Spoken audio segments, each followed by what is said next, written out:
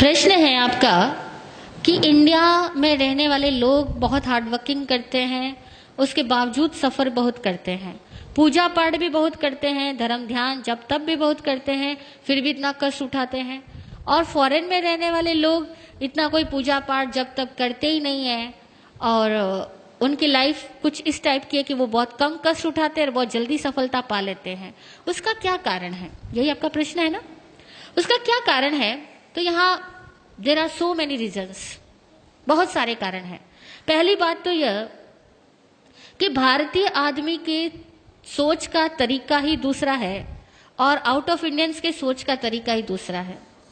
हमारे यहाँ पर हर सोच में स्पष्टता का अभाव है, क्लैरिटी नहीं है। हम लोगों के यहाँ विजन की क्लैरिटी नहीं है। मैंने कल भी एक एग्जाम्पल दिया था।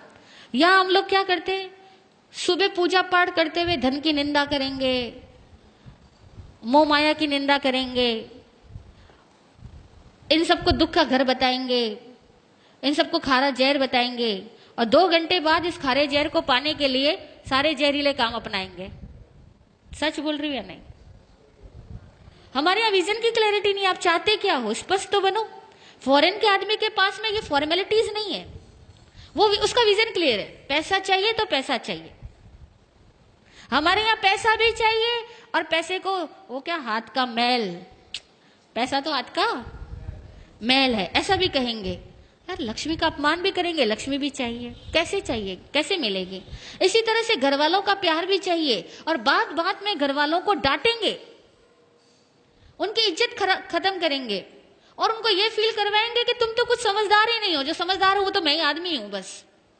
अब बता घर में कैसे प्रेम रहेगा? हमारे यहाँ बड़ी औपचारिकताएं हैं, बिना रिस्पेक्ट दिए हम कुछ पाना चाहते हैं। और दूसरी बात, हमारे यहाँ बेईमानियां बहुत है। फॉरेन के आदमी में स्पष्टता तो है ही, ईमानदारी भी बहुत है। हमारे यहाँ तो विश्वास ही गलत है। हर आदमी सोचता है झूठ बोले बिना पैसा हो नहीं सकता, टैक्स तो चुराना ही पड़ेगा, भाई भाई में झगड़े तो होंगे। मतलब हम लोग मान के चलते और अपने गलत विश्वासों के तहत जिंदगी जीते हैं। हमें एक्चुअल में कहे ना तो धार्मिक लोगों को भी जीने का सही सलीका नहीं आता। और दूसरी बात, ये धर्म करते किस लिए हैं? ईमानदारी से पूछना, धर्म किस लिए करते हैं? मोक्ष वोक्ष की तो सारी बातें हैं। हर आदमी, कोई किसी को मोक्ष नहीं चाहिए। और वो धर्म भी किस लिए करता है? धर्म भीरू होने की वजह से धर्म करता है। हम लोग धर्म क्यों करते हैं पता? धर्म भीरू है, धर्म से डरते हैं, पाप बनने से डरते हैं, नरक से डरते हैं, भगवान से डरते हैं, इसलिए तो धर्म करते हैं। हम कौन सा धर्म समझ के करते हैं? वो लोग थोड़ा भी करेंगे या नहीं भी करेंगे, कम से कम जीने का विज्ञान समझते हैं कि लाइफ कैसे मूव करती है, उसका साइंस समझते हैं, फिर जिंदगी को जीते और खुल के जीते हैं। हमारे यहाँ तो हर चीज औपचारिक है। भूख लगी होगी ना, तब भी कोई कह भी देना कि खाना खा लो तो कहेंगे नहीं नहीं पेट भरा हुआ, अभी घर से खा के आया। हाँ, नहीं बोलते? किसी के घर चले जाओ आप लोग और सामने वाला बोले कि खाना खा लो और आपको भूख भी लगी है, तभी कहोगे नहीं नहीं जी भूख बिल्कुल नहीं, अरे भाभी जी कष्ट मत करो, मैं तो घर से खा करके आया हूं। और सपोज वो दोबारा तिबारा कहेगा ना तो खा लोगे। खाओगे या नहीं खाओगे? कहने का मतलब यह हुआ कि हमारे यहाँ पर धर्म के नाम पर भी डर चलता है, रिश्वतखोरी चलती है। क्योंकि हम तो भगवान को साफ साफ रिश्वत देके आते हैं। देते या नहीं देते? मंदिरों में जाते हैं, साफ रिश्वत देते हैं, भगवान मेरा ये काम कर देना, मैं ये चढ़ा दूंगा।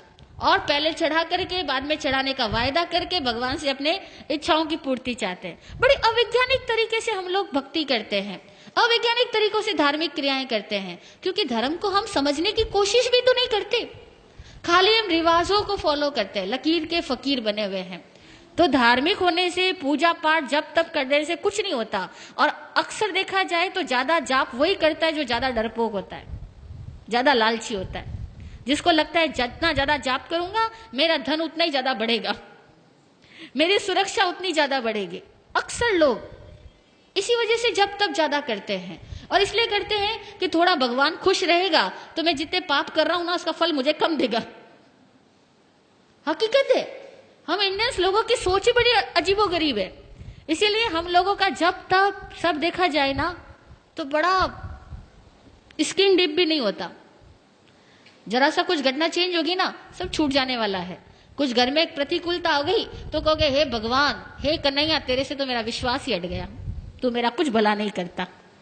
हम भगवान को भी सीधा तिरस्कृत करके आ जाएंगे, तूने मेरा क्या किया, मैंने इतने सालों तक तेरी पूजा की, तूने मेरा किया तो किया क्या। हम लोग कहाँ भक्ति करते हैं? भक्ति कोई हृदय की होती है? भक्ति ज्ञान से आए, भक्ति प्रेम से आए तो ये सवाल ही नहीं पैदा होगा। और दूसरी बात, इंडियंस लोग सफर इसलिए करते हैं क्योंकि यहाँ बहुत बड़ा तंत्र खराब है। केवल एक आध आदमी खराब नहीं है, पूरा सर्कल ही डिस्टर्ब है, पूरी व्यवस्थाएं खराब है, व्यवस्थाएं विकृत है, एक तंत्र खराब है। जब पूरा तंत्र खराब होता है ना, तो एक सही, जैसे समझो एक बगीचे के अंदर बहुत ज्यादा प्रदूषण हो, गंदगी इकट्ठी हो, और वहां पे आप गुलाब के पौधे लगाओ, तो बेचारे गुलाब के पौधे अगर 100 लगाए हो तो 90 तो वैसे ही सूख जाने, वो गंदगी उनको पनपने नहीं देगी, खिलने ही नहीं देगी। और 10 लग भी गए तो उनकी खुशबू नहीं फैलने देगी, क्योंकि 100 गंदगी के ढेर और 10 गुलाब के फूल रख दो तो खुशबू आएगी या बदबू आएगी? तो हमारी इंडिया में तो प्रॉब्लम यह है कि 100 तो गंदगी के ढेर लगे हैं और 10 गुलाब के फूल हैं। वो सच्चे धार्मिक कह दो या सही समझदार लोग कह दो, वो 100 में से 10 लोग मिल जाए तो बड़ी बात है। बाकी के सारे लोग केवल एक भेड़ चाल में अपनी जिंदगी पूरी करते हैं। इसीलिए इस इंडिया में तंत्र बिगड़ा हुआ होने की वजह से बहुत चीजें बिगड़ी हुई है। दूसरी बात, इंडिया के लोग ऑनेस्ट नहीं है, जितनी समझदारी की बातें हम जानते हैं ना, उसको फॉलो नहीं करते। आपने कितनी बार सुना सफाई रखनी, यत्ना से काम करना, लेकिन अभी यहां भी खाना होगा ना तो भी लोग सफाई नहीं रखेंगे, यत्ना से काम नहीं करेंगे। कितनी बार सुना होगा अपना काम खुद करना, बच्चों को हम कहते हैं अपना काम खुद करना, लेकिन आप इतने बड़े हो गए, आप भी यहां से जाओगे ना, कोई लोग ये नहीं सोचेगा कि कुर्सी का ढेर पड़ा, अपनी कुर्सी उठा के उसी पे रखूं। हर आदमी कुर्सी छोड़ के ही जाएगा। और मैं इतनी बार यहाँ कह चुकी हूं, लेकिन मैं रोज देख रही हूं कि यहाँ कोई 1 या 2 आदमी मुश्किल से होता है जो अपनी कुर्सी व्यवस्थित रख के जाता है, बाकी सब ऐसे ही छोड़ के जाते हैं। We are not honest. यहाँ लिखा हुआ जूते वहां खोलना, लेकिन हर बार बाहर बैठे हुए आदमी को कहना पड़ता है कि जूते वहां खोलो, आंटी जी यहाँ मत खोलो। क्यों? मतलब छोटी मोटी बातें भी, मैनर्स की बातें भी हमारे पास में नहीं है, क्योंकि हम सारे लोग स्वच्छंदी है। शास्त्र में एक वर्ड आता है स्वच्छंदी, मनमानी करने वाला। हम सारे लोग इस तरह के हैं, हम सब अपनी मनमानी से जीना चाहते हैं। हमें डिसिप्लिन पसंद नहीं है, और कोई दूसरा हमें डिसिप्लिन में रहने को कह दे, उस आदमी से तो मुंह चिढ़ा लेते हैं, उस आदमी से तो अपनी दूरियां ही बनाना शुरू कर देते हैं, क्योंकि इसने मुझे कैसे कह दिया। हम वहां जाना ही बंद कर देंगे। ईमानदारी की बात है, ये हम साधु इसलिए आप हमें माफ कर रहे हो, बाकी कोई और आदमी आकर के आपको कुछ कह देना, अनुशासन के नियम यहाँ पर, आप कहोगे इस जगह जाना ही नहीं दोबारा। सच है। इसीलिए आसान नहीं है। इंडियंस लोगों को अपने आप को पहले ईमानदार बनाना होगा, अपनी सोच को वैज्ञानिक बनाना होगा, और अपने हर कार्य को सही तरीके से करने की कला सीखनी होगी। तब कहीं जाकर के इंडिया फॉरेन कंट्रीज के लोगों की तरह एक सुलझी हुई जिंदगी जी पाएगा।